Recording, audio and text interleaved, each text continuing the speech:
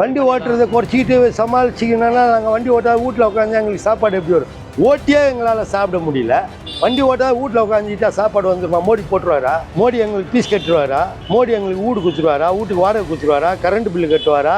ஒரு சாப்பாடு ஐட்டம் எடுத்துக்கிறேன், 130 ரூபா வைக்கிறது இன்றைக்கி 160 ரூபா வைக்குது ஒரு மீல்ஸு.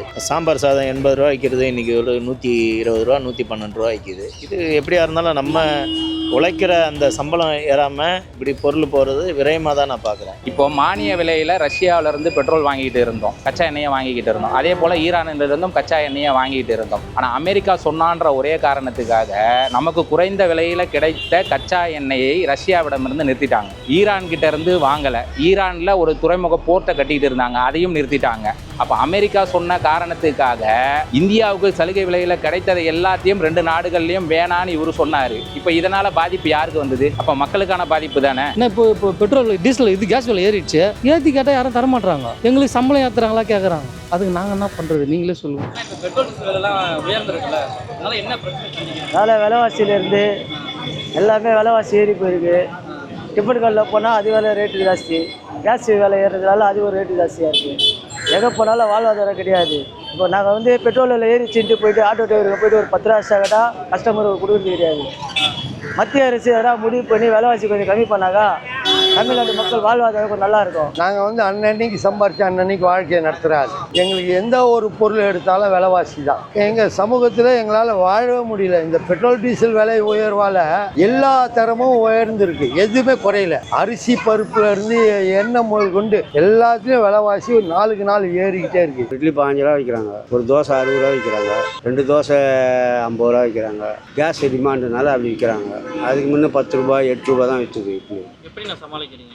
எப்படி சமாளிக்கிறது? சமாளித்து தானே ஆகணும், வேறு வழி இல்லைல்ல. இதையும் விட்டு அப்புறம் என்ன வேலை பண்ணுறது? நம்ம வயசாகி போச்சு, விடால் வேலை போக முடியாது, எந்த வேலைக்கும் போக முடியாது. சும்மா இதில் வரைக்கும் ஏதோ தழுக்கா ஓட்டிங்கன்னு காலத்தை தள்ளிட்டு போக வேண்டியது தான்.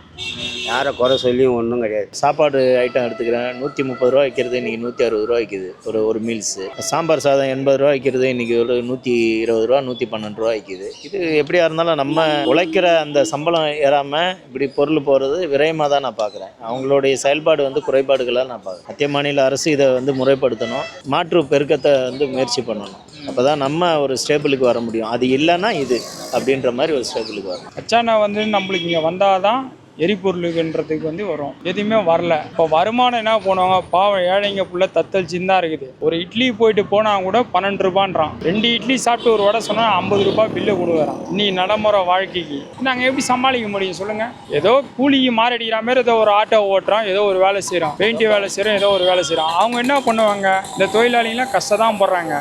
வருமானம் நம்மளுக்கு எதுவுமே இல்லாத அளவுக்கு போகிற அளவுக்கு கச்சா எண்ணெய் எதுவுமே வரல. இப்போ எல்லாமே வாடகையில் இருக்கிறவங்க தான். நானும் வாடகையில் தான் இருக்கேன். எனக்குன்னு ஒரு சொந்த வீடுலாம் கிடையாது. அதே போல் எவ்வளோ பேர் எனக்கே அப்படின்னும் போது மற்றவங்களாம் எவ்வளோ பேர் இருக்கிறாங்க, அவங்களுக்குலாம் வருமானம்லாம் கிடையாது. இப்போ அதெல்லாம் எல்லாமே பொழப்புலாம் எதுவுமே கிடையாது. எதுவுமே இல்லாமல் தான் அப்படியே சாதாரணமாக போயிட்டு இருக்கோம். ஏதோ ஒரு சின்னதாக ஒரு மாதம் ஒரு 10,000 15,000 வருமானம் வர மாதிரி பண்ணிட்டு இருக்கோம். எனக்கு என்னுடைய இதுக்கு மட்டும் பிள்ளைய பெற்று அதுக்கப்புறம் ஸ்கூலுக்கு காமிச்சு அதுக்கப்புறம் காலேஜுக்கு காமிச்சு அவ்வளோ கஷ்டம். அதெல்லாம் பட்டு தான் தாண்டி தான் வந்துருக்கிறோம். எங்களுக்கு 60 ரூபா விற்ற கேஸ் இப்போதைக்கு 100 ரூபா விற்கிறாங்கம்மா ஒரு கிலோ.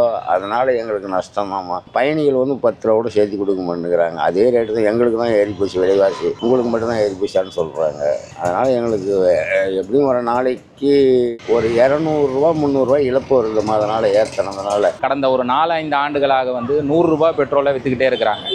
ஆனால் கச்சா எண்ணெயோட விலை சர்வதேச அளவில் பார்த்தீங்கன்னா $25 $30 தான் இருந்தது. இப்போ $25 $30 இருக்கும் பொழுது பெட்ரோல் டீசல் விலையை கணிசமாக குறைச்சிருக்கலாம். உதாரணத்துக்கு 2014 மன்மோகன் சிங் ஆட்சி காலத்தில் இருக்கும்போது பெட்ரோலோட கச்சா எண்ணெய் விலை $145 இருந்தது. $145 இருக்கும் பொழுது 64 ரூபாய் இருந்த பெட்ரோல் ரேட்டு $25க்கு கச்சா எண்ணெய் கிடைக்கும் போது 100 ரூபாய்க்கு இருந்தது. அப்போது இவ்வளவு வரியையும் லட்சக்கணக்கான கோடிக்கணக்கான பணங்களும் யாருக்கு லாபம் அடைஞ்சதுன்னு பார்த்தீங்கன்னா பெரும் முதலாளிகள் மட்டும்தான். இப்போ அதில் கோல் வச்சு இருக்கிறவர் அம்பானி, அவருக்கு மட்டும் லாபமாக இந்த நிறுவனத்தை நடத்திக்கிட்டு இருக்கிறத மக்களுக்கு சலுகைகளை தராமல் இந்த அரசாங்கம் இருந்தாங்க. இப்போது $25 $30 $50 $60 இப்போ $110 ஏறிடுச்சு. அதனால் பெட்ரோலிய நிறுவனங்கள்லாம் பாதிப்புக்குள்ளாகுது. அதனால் விலையை ஏற்றுறோம்னு மத்திய அரசாங்கம் சொல்கிறாங்க. அப்போ இந்த குறைந்த காலங்களில் கிடைக்கப்பட்ட லாபங்கள்லாம் எங்கே போச்சு? யாருக்கு கிடைச்சது? லாபம் கிடைச்சதுன்னா முதலாளிகளுக்கும், நஷ்டம் அடைஞ்சால் மக்களுக்கும் என்கிற கொள்கையில் தான் இந்த அரசாங்கம் வேலை செஞ்சுட்டு இருக்காங்க. இப்போ ₹3 இருக்குது, 3.15 ஏறி போகுது. டெய்லி கஷ்டம் தான். முக்கியமாக காய்கறி விலைலாம் ஏறும். டெய்லி பொருள் வந்து மளிகை சாமான் ஏறதுக்கு வாய்ப்பு இல்லை. காய்கறி விலை கண்டிப்பாக ஏறும். காய்கறி விலை ஏறும். வீட்டில் ஒரு 100-150 கொடுத்துட்டு வந்தால் 250 கொடுக்குற மாதிரி ஆகிடுது. ஏன்னா இப்போ பெட்ரோல் டீசல் கேஸ் விலை ஏறிடுச்சு. ஏற்றி கேட்டால் யாரும் தரமாட்டுறாங்க. எங்களுக்கு சம்பளம் ஏற்றுறாங்களா கேட்குறாங்க. அதுக்கு நாங்கள் என்ன பண்ணுறது? நீங்களே சொல்லுங்கள். அதனால் வாழ்க்கை பிறந்தாச்சா, வளர்ந்தாச்சா, குடும்பம் கூட்டி ஆயிடுச்சா, அதை நம்ம அனுசரித்து தான் போகணும். அதை பற்றி எங்களுக்கு நடுத்தர மக்கள், அதனால் எங்களால் இது ஏறிச்சு, இதனால் லாஸ்ன்னு நம்மளால் போய் சொல்ல விரும்பல. எதுவாக இருந்தாலும் இப்போ ₹30 கத்திரிக்காய், நேற்று ₹30 தக்காளி, இன்றைக்கி ₹50 விற்கிறாரு. வீட்டில் நேற்றே வாங்கி வர வேண்டியதான்றான். யாருக்கு திடீர்னு யாருன்னு தெரியும்? அதுதான் யாரும், அவ்வளோதான். எல்லாம் யாரும். ஆனால் ஆட்டோக்காரங்க இவங்களுக்கு மட்டும் சம்பளம் ஏறாது. பெட்ரோல் டீசல் நம்மளாமா குறைக்கிறது கேட்டால் ஈரானில் அது இல்லைன்றாங்க, குண்டு வெடிப்புன்றாங்க. இப்போ நம்ம நாட்டில் நம்ம வாழறதுக்கு நம்ம தான் எல்லாமே ரெடி பண்ணோம். இப்போ வேறு நாட்டை நம்பி தானே நம்பிருக்குது இந்த பெட்ரோல் டீசல்லாம். இப்போ எல்லாமே வெளியூர் தான் போயிட்டு ஒரு சப்ளை எடுத்துகிட்டு வந்து தான் இறக்குறாங்க. ஆனால் நம்ம போகிற ஆப்ஷனே கிடைக்கும் போது நம்மளுக்கு யூஸ் பண்ணுறது கிடைக்க மாட்டேங்குது. நம்ம வேலையை நம்ம எதுவுமே செய்ய முடியல. முதல்ல வந்து பார்த்தீங்கன்னா $400 $300 குடும்பம் பண்ணிடலாம். இப்போ $800 $1000 எல்லாமே குடும்பம் பண்ண முடியல. எது வாங்க போனாலும் விலை தான். 1 கிலோ அரிசி வாங்க போனால் அது டபுள் விலை. இது என்ன காரணம்னாக்கா அடுத்த டீசல் விலை ஏறுறதுனால அரிசி விலை ஏற்றுறாங்க. தக்காளி விலை ஏறி இருக்குது, வெங்காய விலை ஏறி இருக்குது. இதுவெல்லாம் காரணம் டீசல் விலை, பெட்ரோல் விலை, கேஸ் விலை. இந்த கேஸ் விலை ஏறினால வாழ்வாதாரமும் ரொம்ப கம்மியாக இருக்குது. இதனால் எதுவுமே பண்ண முடியாத சுச்சுவேஷன் இருக்கும். மத்திய அரசு எதனா முடிவு நல்ல முடிவு எடுத்து விலைவாசி கம்மி, பெட்ரோல் விலை, டீசல் விலை கம்மி பண்ணாக்கா எங்களை மாதிரி ஆட்டோ டிரைவருங்க, லாரி ஓட்டுவாங்க, இவங்கெல்லாம் வந்து ஒரு நல்லா வாழ்வாதாரத்துக்கு நல்லா இருக்கும். இன்றைக்கி என்ன இருக்குது? 2007 கொடுத்தாங்க மினிமம் மீட்ரு மாற்றி. அதுக்கப்புறம் பெட்ரோல் விலை உயர மீட்ரு கட்டணம் உயரும், நாங்கள் டீசல் மீட்ரு தரோம்னு சொன்னாங்க அப்போச்சி சிஎம் ஜெயலலிதா அம்மா. அதை இன்றைக்கி வரைக்கும் யாரும் எந்த ஒரு நடவடிக்கையும் எடுக்கலை. இன்றைக்கி வரைக்கும் அதை பற்றி எதுவும் பேசலை, யாருமே இதை பற்றி பேசலை. ஆனால் விலைவாசி அன்றைக்கி இருந்தது ₹47 இருந்தது பெட்ரோல். அன்றைக்கி ₹7.50 இருந்தது மினிமம். இன்றைக்கி ₹25 மினிமம் அப்போ மாற்றி கொடுத்தாங்க. அந்த 2007 மாற்றி கொடுத்தாங்க, மினிமம் மாற்றி கொடுத்து டீசல் மீட்ரு வரோன்னாங்க. ஆனால் அன்றைக்கி மாற்றின அந்த 2007 மாற்றின ரேட்டு இன்றைக்கி இருக்கா? இன்றைக்கி என்ன 2026 எத்தனை வருஷம் ஆகுது? இன்ன வரைக்கும் எத்தனை வாட்டி விலைவாசி உயர்வு, எத்தனை வாட்டி பெட்ரோல் விலை உயர்வு, கேஸ் விலை உயர்வு, டீசல் விலை உயர்வு, இதெல்லாம் உயர எங்களால் எங்கள் பிள்ளைங்களுக்கு ஒரு நல்ல கல்வியை கொடுக்க முடியல, நல்ல படிப்பை கொடுக்க முடியல. ஏதோ இப்போ கூட ஒரு பிள்ளைக்கு ஃபீஸ் கட்ட முடியாத ₹22,000 ஃபீஸ் கட்ட முடியாது தவிக்கிறோம். எங்கள் வாழ்வாதாரம் உயர்ந்திருந்தால் ₹22,000 ஃபீஸ் கட்ட முடியாது ஒரு ஆண்டுக்கு. அதை கட்ட வக்கீல் எங்களுக்கு. இந்த நிலைமை தான் எங்கள் ஆட்டோக்காரங்க நிலைமையே இருக்குது. இதில் வேறு ராபிட்டோ, ஓலா, ஊப்பர் அவங்க நிர்ணயிச்சுக்கிறாங்க கட்டணம், கவர்மெண்ட்டு நிர்ணயிக்கல. அவங்க நிர்ணயித்த கட்டணத்துக்கு ஓட்டுறாங்க. வழி இல்லாத, விதி இல்லாத நிறைய பேர் அதையும் ஓட்டுறாங்க. வேறு என்ன பண்ணுறது? நீங்கள் ₹3 இந்த ரேட்டை ஏற்றுறது மூலயமா எல்லாத்தோட விலையும் ஏறும். ஏற்கனவே விலைவாசி அதிகமாக உயர்ந்திருக்கிற இந்த காலகட்டத்தில் மீண்டும் ₹3, 2 நாள் கழித்து மீண்டும் ₹1, ₹4 ஏற்றுறதுனால எல்லா பொருளும் ஏறுது. இப்போ வர்த்தக சிலிண்டர் ஏற்றிட்டாங்க. அதனால் பார்த்தீங்கன்னா அடிப்படையான மக்கள் நுகர்வு பண்ணுகிற டீ, காஃபி, ஹோட்டல்கள் எல்லாத்துலேயும் பார்த்தீங்கன்னா பெருமளவுக்கு உயர்த்தப்பட்டு விட்டது. டீசல் பெட்ரோலை நம்பி இருக்கிற இயந்திர மையங்கள், இயந்திரங்கள் இதெல்லாம் செயல்படுறது கொஞ்சம் கம்மியாகும். லாங் போகிறவங்களுக்கு கொஞ்சம் சிரமமாக இருக்கும். வண்டியில், காரில் பெட்ரோல் போடுறவங்களுக்கு சிரமமாக இருக்கும். குறைக்கணும். அது ஒரு தற்சார்பு இல்லாமல் இருக்குது. இன்னொரு அண்டை நாட்டில் கையேந்திர மாதிரி தான் நம்ம வளங்கள் வச்சுருக்கோம். நம்ம உற்பத்தி பண்ணுற அளவுக்கு இல்லை. பெட்ரோலியம், கேஸ் இதெல்லாம் நம்ம இந்தியாவோ அல்லது நம்ம தமிழ்நாடு மாநிலமோ அந்த அரசோ மாநில அரசோ செஞ்சால் நல்லாயிருக்கும்னு நான் நினைக்கிறேன். வருமானம் எப்படி கூடுங்க? எதுனா இருந்தால் தாங்க கூடும். எதுவுமே இல்லை. எந்த வேலை செஞ்சு போனாலும் அந்த சம்பளத்துக்கு கொடுக்குற ஈக்குவலுக்கு அந்த நம்ம கொடுக்குற சம்பாதிக்கிறதுக்கு வந்து நம்ம சாப்பிட்ற 3 வேளை உணவுக்கு அதுக்கே பணம் கொடுக்கணும். கடன் இருக்கா? கடன் இருக்குது. ஆமாம், கடன் கட்டுறவங்க இருக்காங்க, கடன் கட்டுறாங்க. இப்போ வட்டிக்கு வாங்குறவங்க கட்டுறாங்க. இதுவும் பார்க்கணும். நடுத்தர வாழ்க்கையை வாடகைக்கு வந்து எடுக்கிறாங்க. வாடகை நம்ம போகிறோன்னா கூட வாடகை கரெக்டாக கொடுக்கலன்னா வீடை காலி பண்ணிங்க சாருன்றான். நாங்கள் என்ன பண்ண முடியும் ஜனங்க சொல்லுங்கள். பசங்க படிப்பு எல்லாத்துக்கும் கஷ்டம்தான். ஃபீஸ் எல்லாமே இந்த ஃபீஸ் தான் போடுறாங்க. ஃபீஸ் எதுவும் கம்மி பண்ணி சொன்னாங்களான்னா கூட ஒரு அட்ஜஸ்ட் பண்ணி நாங்கள் கட்டுவோம்.